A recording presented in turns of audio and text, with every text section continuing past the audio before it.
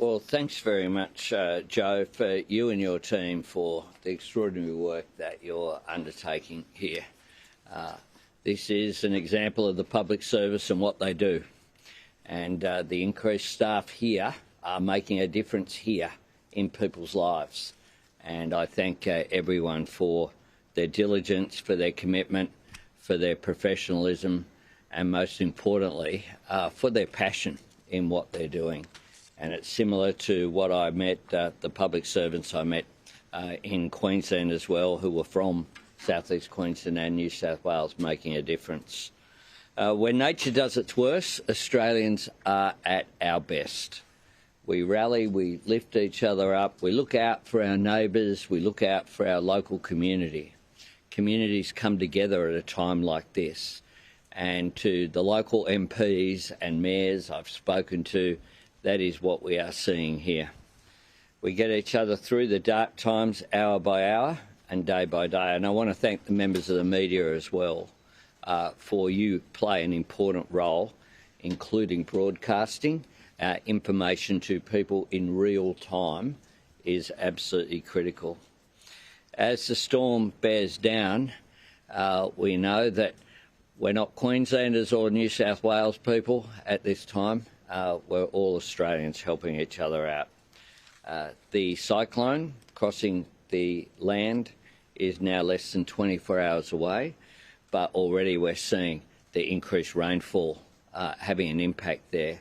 An impact we must bear in mind is an impact on people, firstly, an impact on infrastructure, but importantly as well, an impact on people's psyche going through as well.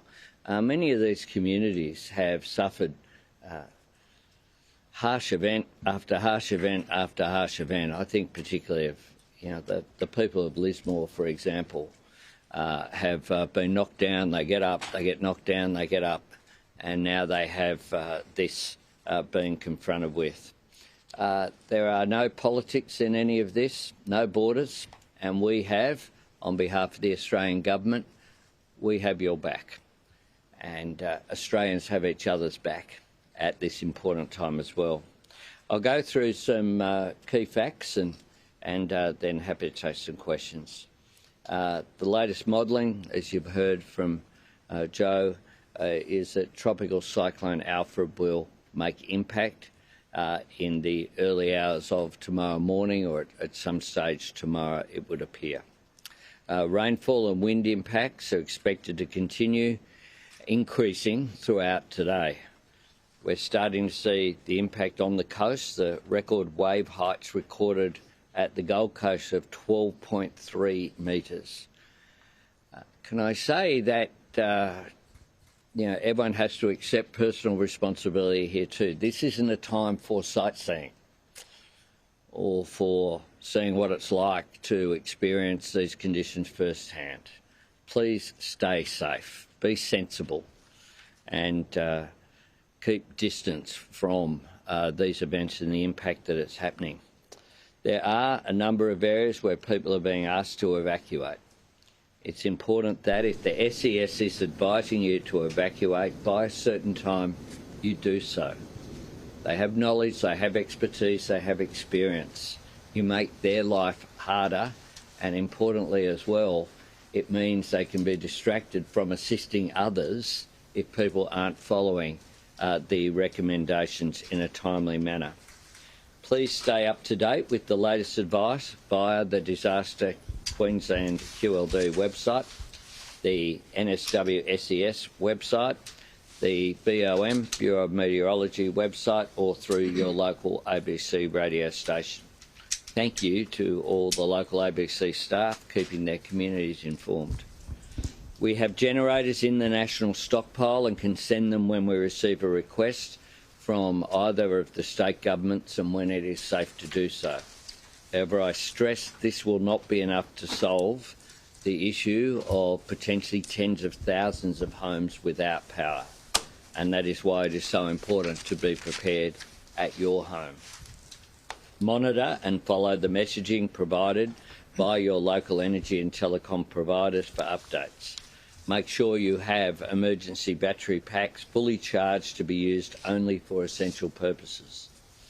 Some of Services Australia's centres in Queensland and Northern New South Wales have closed. People can complete their business online or by calling their regular payment line. Be prepared and download and set up the MyGov app on your mobile device. Virgin and Qantas have paused flights to and from the Brisbane, Gold Coast and Ballina Byron airports. More than 1,000 schools are closed across Queensland and more than 280 schools are closed across northern New South Wales. I do want to thank the emergency services personnel, local government disaster management staff and the thousands of volunteers working to keep our community safe. I can also provide the following updates about the increased federal assistance that is now flowing. Overnight, I've approved the request for 120 ADF personnel to depart immediately for New South Wales. They'll start work today, supporting the local SES door knocking as well as conducting welfare checks on vulnerable members of the community. They will support the SES with road clearance, sandbagging, clearing, access to critical infrastructure, damage assessments and essential services. The Chief Medical Officer has activated the Department of Health and Aged Care's National Incident Centre for Tropical Cyclone Alfred. The National Incident Centre is activated when there's a significant event or an emerging threat.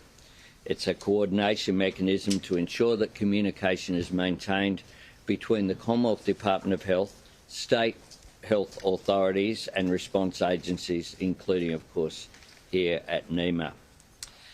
We've delivered, as was reported, more than 375,000 sandbags have now been delivered.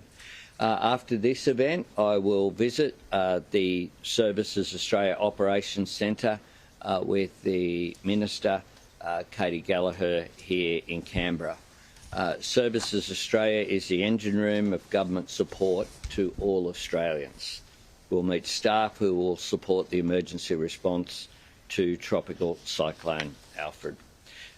Where people should get information, I'll conclude with. Listen to your local ABC radio or visit www.bom.gov.au.